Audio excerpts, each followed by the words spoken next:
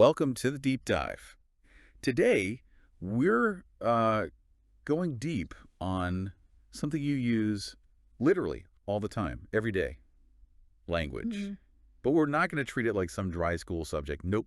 We're looking at language as like the key to who you actually are. Yeah, it's much more personal than people often think. Right. So when you think about language, English, Spanish, French, whatever it is you speak, you probably think, okay, it's a tool, like for getting information across. Sure, communication. That's the obvious part. But what if it's way more than that? What if language is, I don't know, the blueprint for you, tied up with your culture, where you feel you belong? That's the big question, isn't it? So let's just pause for a second. Really think about this. Do you believe language is only about communication, like, sending a quick text? Or does it maybe carry something, I don't know, deeper? Yeah. About your history, maybe even your personality? Well, the first thing we have to realize is just how broad language really is. It's Yeah. definitely not just the words that come out of your mouth. It's also how you listen, right? How you read and write. Even the slang you use with your friends, that counts. And obviously body language too. Ah, yeah. Hand gestures, eye contact, all that stuff. Exactly. And here's the really fascinating part. All those pieces, the grammar, the slang, how you stand when you talk, they all reflect history. They reflect values, traditions, all at the same time. Wow. So it's packed with meaning. It is. It carries the weight of everything that came before. So, every single time you speak, you're kind of participating in history. It's a living thing. Okay, let's unpack this. If that's true, then we absolutely have to start right at the beginning with that first language, Yeah. the one wrapped up in your earliest memories. Your mother tongue. Yeah, the mother tongue. The very first language you learned, probably at home, right? Yeah. We kind of know it connects you to your family, but maybe we don't realize how deep that connection goes. It's not just what words you learned. It's how they made you feel, how they shaped your world. Ah, okay. Yeah, that first language literally helps build your worldview. Think about emotions for a second. Some languages have words for really specific feelings, ones that, maybe don't have a single perfect word in English. Like a special kind of happiness or sadness. Sort of, yeah. Or maybe a really specific way to talk about family duty or loyalty.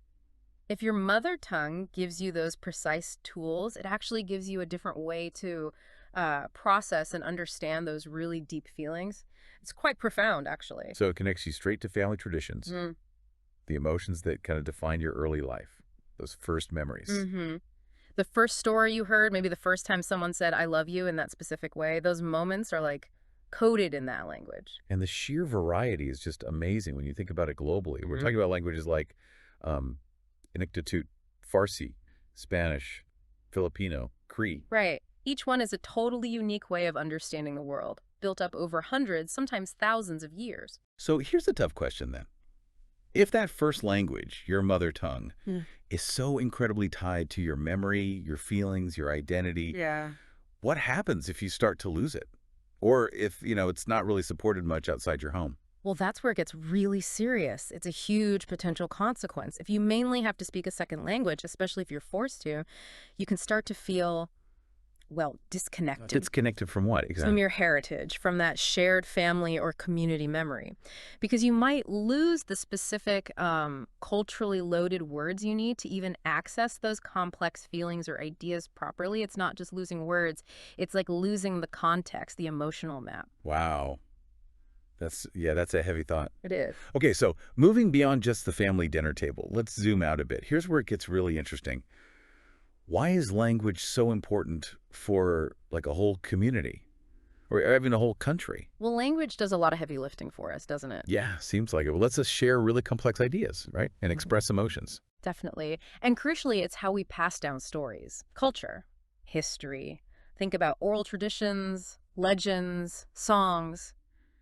They all live in language. And it connects people, Yeah. builds that sense of community, that shared heritage. Absolutely essential for that. But connect this to the bigger picture, and you immediately hit power dynamics. Power dynamics. How so? Well, this is where, politics and economics crash into language. Languages aren't all treated equally out there in the world. Some have way more influence than others. You mean like dominant languages? Exactly. You've got your dominant languages, the ones used everywhere for international business, big movies, the internet, often in schools in lots of countries. Think English, Mandarin, Spanish. Okay. And then You have languages that are endangered, they're struggling, maybe not many speakers left, or they don't get official support or recognition. And the gap between those two is massive, right? Right. If your language is dominant, you've got easier access to like jobs, education, global stuff. Big advantage. But if your mother tongue is one of the endangered ones, well, sometimes just using it can feel like a barrier, like it holds you back from getting ahead professionally or socially. Which puts huge pressure on younger people, I guess, to maybe stop speaking it so much. That's often what happens, sadly. It creates this massive pressure. Which leads us to a really important question for everyone listening to consider. If every language really is a unique voice, a unique way of seeing the world, what's our responsibility here? Should governments actively step in, protect, and maybe even fund minority languages to keep them alive? Why would that be important? Or is it just kind of natural selection? You know, the dominant languages will eventually win out, and maybe that's just practical. It's a tough one. Pitting practicality against cultural survival. Yeah. Definitely something to chew on. Okay, let's shift gears a bit to something more psychological. It's this weird thing lots of multilingual people talk about. Do you ever feel like you act or maybe even think differently depending on which language you're speaking at the moment? Yeah. Oh, absolutely. It's a very common feeling, almost like flicking a switch on parts of your personality. Yeah. Think about just saying hello. If you say hello in English, it often feels kind of, I don't know, standard, Yeah. formal, maybe Yeah. a bit global, maybe a bit distant sometimes. Right. Pretty neutral usually. But switch that out for a greeting that's really packed with culture. Like if you say salam, you hear that in Farsi, Arabic.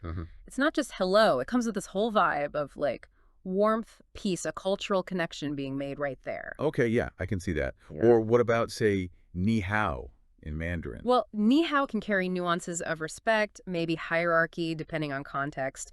It's built into the way you use the language. And a bonjour in French. It's It- often so polite. Exactly. It immediately signals a certain kind of French interaction style, politeness, maybe a bit of formality. It carries that identity with it. So why does that happen? Why the shift? Because you're not just swapping out words like code switching on a computer. You're actually stepping into the whole cultural framework that's baked into that language. The whole framework. Yeah. So when you speak French, for instance, you're sort of implicitly adopting its norms about politeness, how direct you should be, things like that.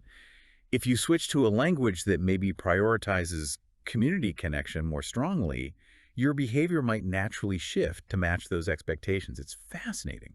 It really is. It makes you wonder about identity. So we want to ask you listening, do you feel like you change, even a little, when you switch languages? Maybe more assertive in one, more reserved in another. It really shows how deep identity goes, right? It's Yeah. not just what you say, but how the language itself encourages you to think and act. Okay, one more puzzle piece here. Let's talk about that frustration. Multilingual people sometimes feel that feeling you're losing something vital when you try to translate. Ah, yes. The untranslatable words or concepts. Exactly. The idea that some things are just so unique to one language, you can't quite capture them perfectly in another single word. There's a great example from Farsi that illustrates this really well. If you say in Farsi, something like, man football dust darum, the basic translation is simple. I love soccer. Easy enough. Sounds straightforward, Yeah. but you're saying there's more to it. Well, let's look at that verb for love. The term used there is dust-tan. Dust to dash down. Okay. Now, in English, think about how we use love. It's everywhere, right? I love pizza, I love my dog, I love this song, I love my partner. Same word. Yeah, it covers a lot of ground. But dust-tan in Farsi, it often carries this specific feeling of deep affection, fondness, maybe wanting something to continue, kind of respectful appreciation. It might feel different from the really intense, passionate love we sometimes mean in English, or the casual love for pizza. So when we just swap it out and say love in English, are we kind of flattening it, losing that specific Farsi flavor? I think you often are, yeah. You lose that nuance, that cultural shade of meaning. It forces you to see that translation isn't just finding matching words in a dictionary. Right. Some ideas, some feelings are just really specific to the culture that nurtured them. Translation becomes more like, I don't know, interpretive art sometimes, trying to convey the feeling, not just the word. Which is why translating poetry is so incredibly hard. Almost impossible to do perfectly, many would say. So it really makes you think, does every single language carry unique ideas, feelings, ways of seeing things that you just can't fully capture anywhere else? It really seems that way, yes. And that uniqueness is precisely what's at stake when a language is lost. Wow. Okay. So after all this, Yeah. what does it all mean? We've gone from tiny baby memories right up to global politics. Quite the journey. Yeah. But the main things seem clear, right? The first, your mother tongue, that first language, is huge. Shapes who you are, where you belong, what you remember. Fundamental. Second, language and power are totally tangled up. Some languages get all the breaks in the global system. Others are really struggling just to survive. A tough reality. And finally, if you speak more than one language, you probably know that switching languages can actually feel like shifting your identity, your behavior, just a little bit. Mm-hmm. Subtle but real. So building on that power thing, that struggle for survival, what's the final thought here?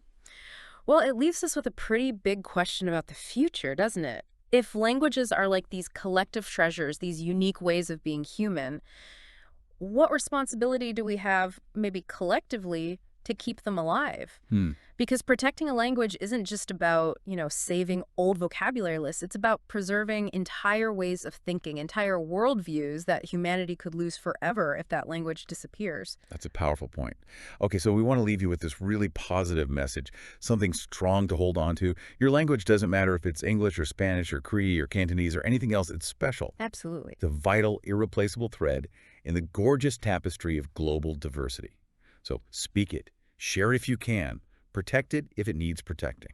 Every single language is a unique voice. Yeah, a voice of human culture. And losing even one, well, that's losing a piece of humanity itself. Thanks for diving deep with us today.